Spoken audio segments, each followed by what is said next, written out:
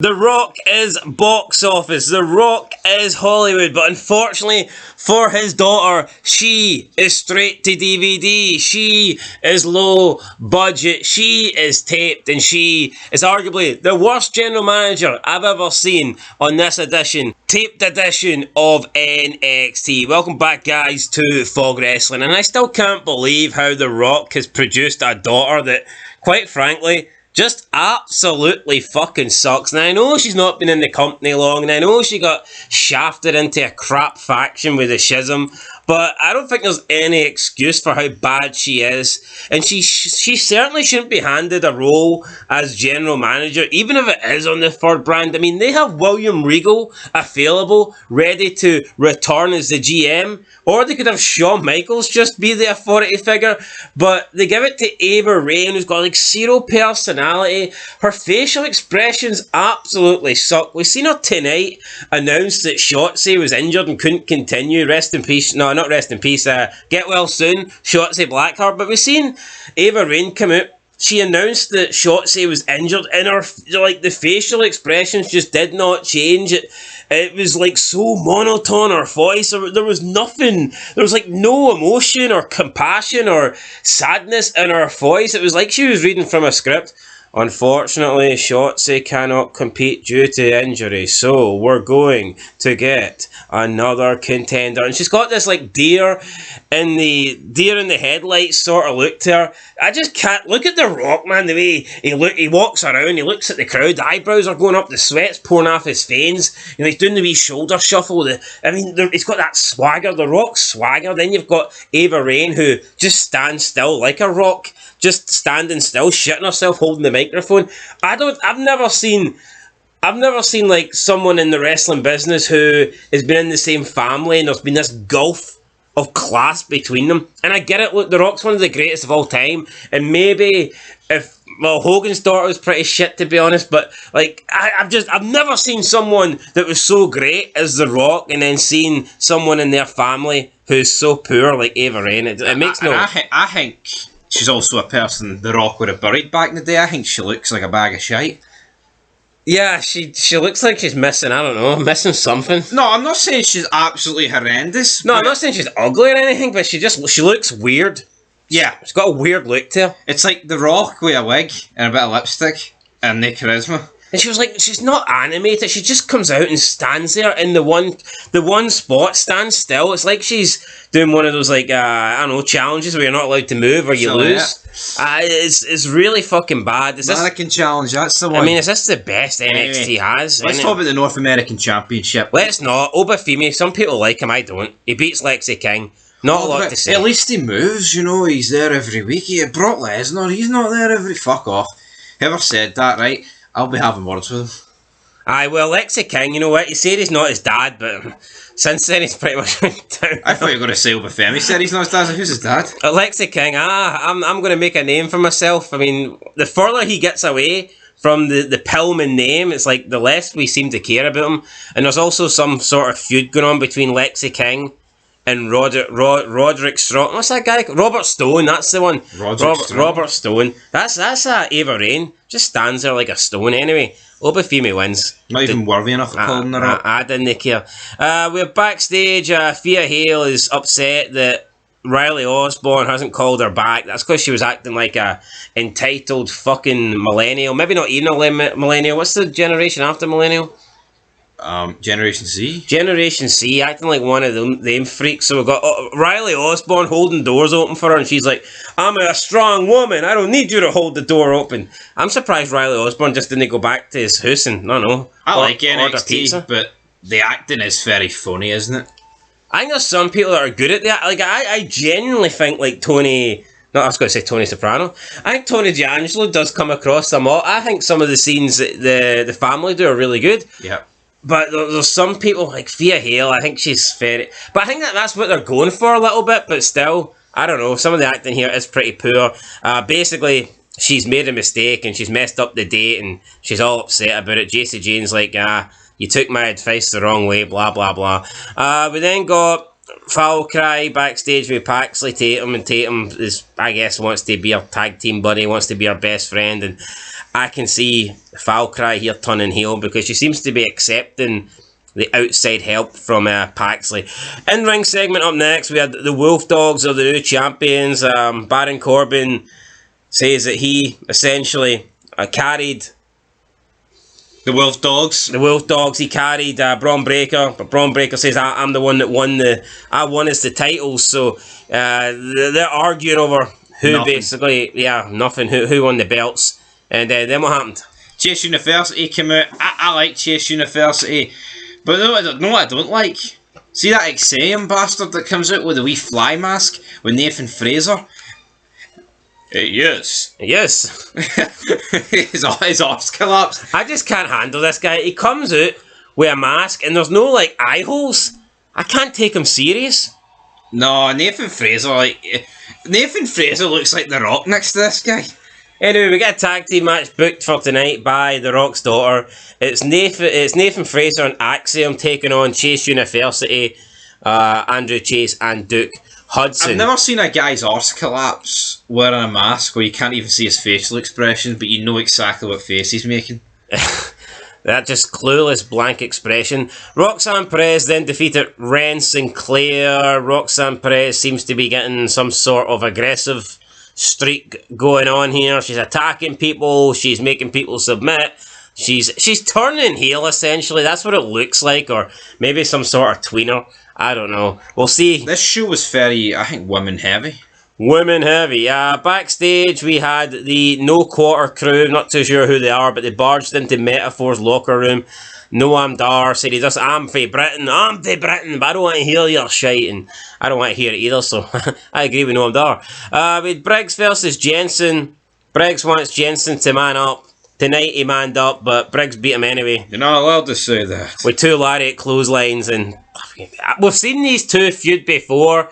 Either have them be a tag team or break them up. I mean, make up your mind. Come on. Two guys aren't going anywhere, in my opinion. With a busted lip here for Briggs, and Jensen was looking like he was out cold, so I don't know. Hard hitting match, I guess. That was that hard hitting match. Fair play, I guess. But like, where's this feud going? It's not going to end at Stand and Deliver because, in my opinion, it ended tonight.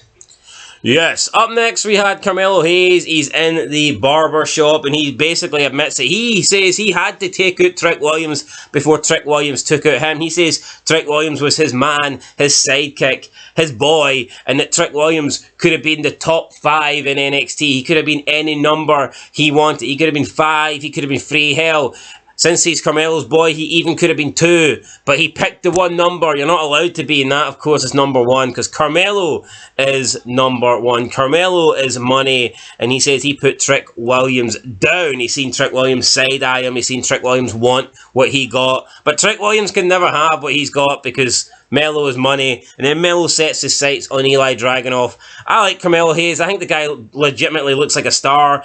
I mean, he's a little bit smaller than the kind of typical guy that WWE would push in the main event scene, but we've seen way smaller guys and way smaller just personalities than Carmelo Hayes being world champions in recent years, so fuck it.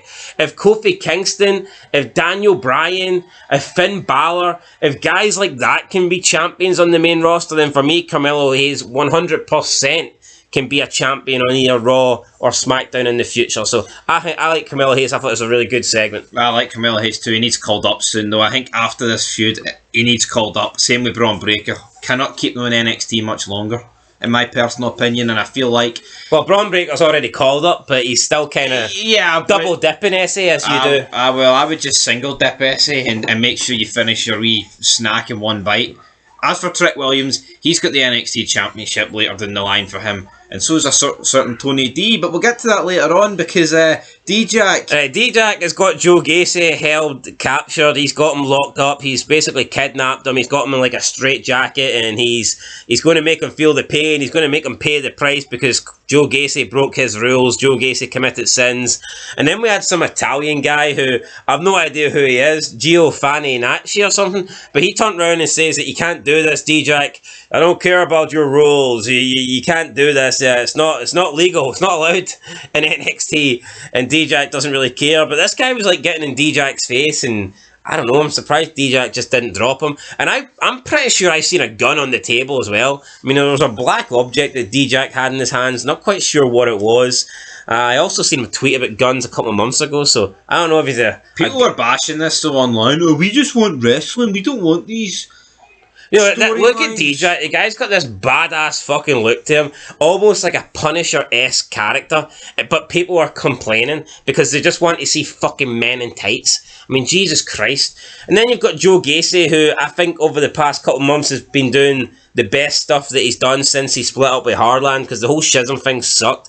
And it was kind of funny because he was like blowing on the glass and then he was like drawing wee smelly faces with his nose, and I don't know, I just thought it was not as good as the previous segment. I think if he did it once, it would have been alright, but he did it about 4 times. It's like, just sums up Joe Gacy, very repetitive.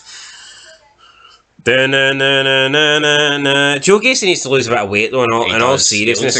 Yeah, he's too fucking fat, way too fat. But D-Jack for me should be a champion. And I mean, I don't see why he's not been a champion yet.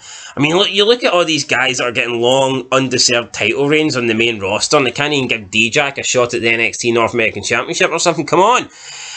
We then got the family. So lots of little good segments here back to back. The Tony D calls on Stax and Riso. They apologise for last week. Riso says it's her fault, but Tony Jans was like, it's your first match. Stax then tries to put the blame on him, but Tony D's like, no, it doesn't matter. Stax says, we'll get those belts back, Tony. We'll get those belts back, boss. But Tony D isn't really interested in the belts. He says that they've let themselves be distracted by things that aren't important. It's not a democracy anymore as well, and I'm getting like Rick Grimes feelings here. This ain't a democracy, this is Tony Tatership. And then Tony D says that going forward he's going to have his eyes on a bigger prize and he's going to focus on the more important things in NXT, which hopefully is a big single major title for Tony D, whether it be the world title, hell, even if it's a North American title. I think Tony D needs to have a singles championship in his future. So, I mean, another good promo here, 3 good promos back to back. I mean, it pretty much is Tony Soprano, Christopher and Adriana here, but you know what, I'll take it. This is what the main roster needs. It needs a fresh air, and that's what it does. You look at Imperium, it's so fucking boring. Compare it to what these guys could offer. See if you push these guys in a prominent main event role in the main roster, you could be looking at greatness. And I'm not even joking. You could. And see if you actually push Tony D going up against, you know, another faction with these wee sit-downs like he did with Elgado del Fantasmo. Could be great, but it seems like when we leave NXT, we just leave all the fun stuff behind. Leave the gimmicks behind, and then it's like that song, "Leave the Memories Behind." Alone. No, but it's like you see Trick Williams, Carmelo Hayes, and Braun Breaker on the main roster, and it's like it's almost like they just forget everything they did in NXT. Yeah, because I tell you what, right? Carmelo Hayes has been appearing on SmackDown lately, and you wouldn't think it's the same guy in NXT. They've like stripped him of everything that made him look great in NXT. And on SmackDown, he's pretty much just a wrestler. But see, that's the thing. Like, I mean, you can say what you want about wrestling and blame other wrestlers, but you're only as good as what you've been written to do. I mean, what Carmelo Hayes do? If he's given something on NXT that works, he gets called up to the main roster, where he's going to be exposed to a lot more people, and he gets given shit to work with. That's what it is. Like, I mean, he got put in a tournament, he's getting jobbed. I mean, why is he losing against Kevin Owens? 40-year-old fat Kevin Owens in a United States Championship. And then we sometimes see people go from the main roster back to NXT and they're having like the best spell of their careers. Yeah. So maybe there's a reason for that. You know, maybe the people behind Raw and SmackDown are the reason. But it doesn't make any sense. Triple H was the guy behind NXT once. It was, if Triple H gets in charge of WWE, he'll bring that. So what has he forgot about it, and Shawn Michaels has suddenly picked up the mantle? Shawn Michaels, Book of the Year. It's hypocrite city. The good thing is we can't blame Vince anymore on any of the shite that you get on Raw and SmackDown. Triple H has to take some responsibility. We then got Jacy Jane with Thea Hale and Jasmine Nix. I've no idea who Jasmine Nix is. Must have just debuted. Last time I watched NXT, she didn't exist. Yeah, must have just debuted. I do not remember. Takes on Irene Grace, who's got this whole, I guess, I don't know, sort of pageant winner model gimmick or whatever. Brian Saxton gives her 11 out of 10 for the entrance. I wouldn't have gave it that high. I mean, 4 out of 10 or something. Yeah, then he gave like Jacy Jane a 1. Yeah, so Brian Saxton here choosing his favourites. Jacy Jane wins. Jasmine Nix helped her. Fia Hale didn't. Get well soon, Booker. I need you back. Is Fia Hale losing her best friend here? I don't know. Booker T, currently not well, missing the NXT tapings. Hopefully he's back soon. Hopefully he doesn't get blackballed like Vince McMahon. We then got the number one contenders match. Chase University with Riley Osborne taking on Axiom and Nathan Fraser. I mean, why is Nathan Fraser hanging about with this guy? I have no idea. Chase University win. The right decision. Had to be Chase U. After the match, though, Luke Gallows and Carl Anderson hit the ring and beat everyone down. So this makes me think that it's going to be the Good Brawlers, or as I like to call them, the Bad Brawlers, because they fucking suck. I think it's going to be them that actually get a title shot. And, I mean, again, these guys are like, if they're not 40, they must be close to it. I would say Luke Gallows has to be in his 40s. See, since they came in... What have they done? No, see, since they returned in 2016 with AJ, how many times have been released and brought back and done nothing? They've been to TNA, they've been to AEW, they've wrestled everywhere, and they've achieved nothing. See, apart from a Hard Finkel impersonation, they can't do anything. Entertaining podcast, but on the big... fly southwest, I've got a with Delta. But on the big screen, they absolutely suck. So yeah, the Good Brawlers, I just don't care for the Good Brawlers. We then got, after that, we got Eli Dragunov, and he pretty much accepted the challenge. I'm not playing games with you, Carmelo. I'm a boring bastard. Yeah. I think, is this what... Could we see Carmelo versus Dragunov versus Trick at Stand and Deliver triple threat, or do you think it's destined to be Trick versus Carmelo Hayes? Maybe it'll be Tony D against this guy. I mean, could we get Trick versus Carmelo Hayes, loser leaves the brand, and that gets Carmelo Hayes officially off the NXT? But then loser leaves the brand on a brand that's clearly worse than the other two, and therefore you're getting a massive... It's more of a reward, do you think? Yeah, I mean, at least back in the day when they did that, Raw and SmackDown was treated as equals. Like when so what you're saying is, if the loser leaves the brand, that they're both going to be laying down for the finger poke of doom? Pretty much. Pin me. No, but when Matt Hardy lost the edge in that match, like, it was a big deal. Aye. It wasn't like, oh... No, I get what you're saying. So what do you... For prediction right now, what's going to be the world title? The NXT title match at Stand and Deliver? Dragunov, Tony D. Alrighty. We've got Lash Legend. Well, first of all, we've got Fia Hale and Fallon Henley bonding over their failures at Valentine's Day. So maybe Fia Hale's got a new friend now. I don't really know. Lash Legend teamed up with Jakara Jackson to take on Kalani Jordan. Lash Legend wins with a choke slam off the top rope. After the match, we had Izzy Dame and Kiana James come out to attack Jordan, but Jordan managed to escape. Then Machine Gun Carl Anderson and LG Luke Gallows were leaving. They said they're going to stay for as long as they want. So, I mean, I don't know if that's a good thing or a bad thing. These jobbers are going to be on the third brand, the gold brand, really, stinking the joint out. Speaking of stinking the joint out, Shotzi Blackheart was taking on Lyra Valkyria, and she gets injured, I believe, doing...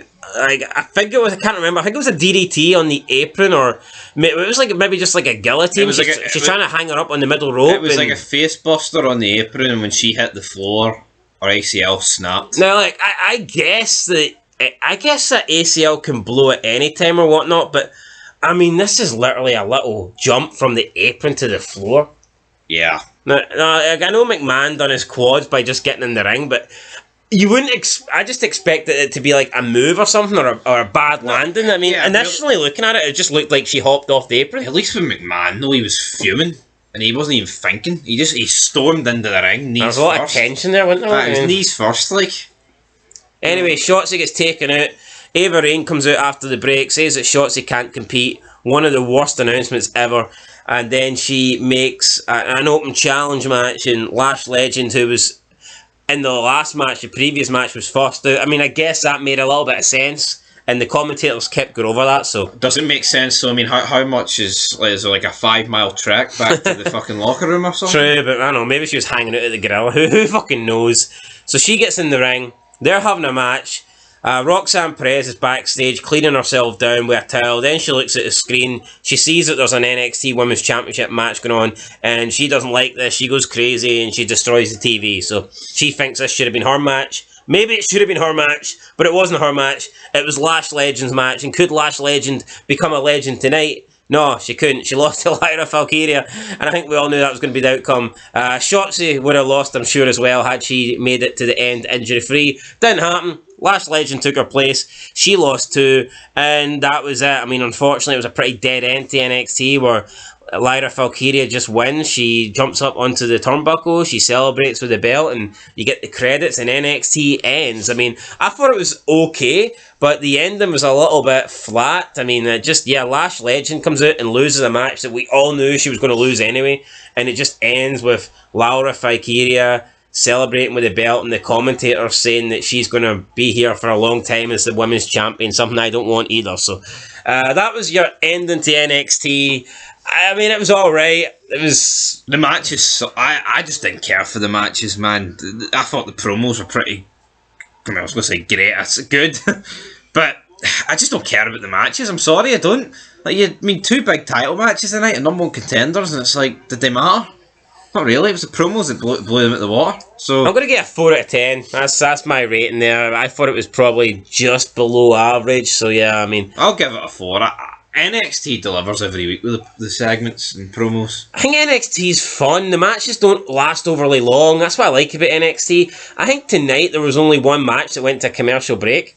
I like that. Instead of Raw, where the first match 3 or 4 matches, it's like, what the hell? 4 breaks. The segments are short and sweet. It's not like, see, in NXT, you don't really get a 20-minute match or a 20-minute segment, something that sucks the fucking life clean out of you, like you do on the main roster. So yeah, 4 out of 10, guys. I mean, like I said, wasn't fantastic, but there were some wee good segments tonight, and I thought they were enjoyable. So yeah, that's it. 4 out of 10. Elimination Chamber is coming up soon. SmackDown just to go. It's a tape show as well. So you know what? I actually think that instead of actually watching SmackDown, we will probably just do a little recap instead of a review, because Chamber starts at 10 AM in the UK, and I really don't want to be sitting up to like 4 AM the previous night watching and reviewing SmackDown. So expect a SmackDown recap maybe Friday morning or some shit like that. I think that's fair. Well, I mean, I already know the results, so you could just talk about it. Give you it right. What do you want to talk about? All right, Cody Rhodes, calm down, right? I'm sorry. Take a wee Simone Spike, and we'll finish this conversation later. Till next time, Spike the video, touchdown.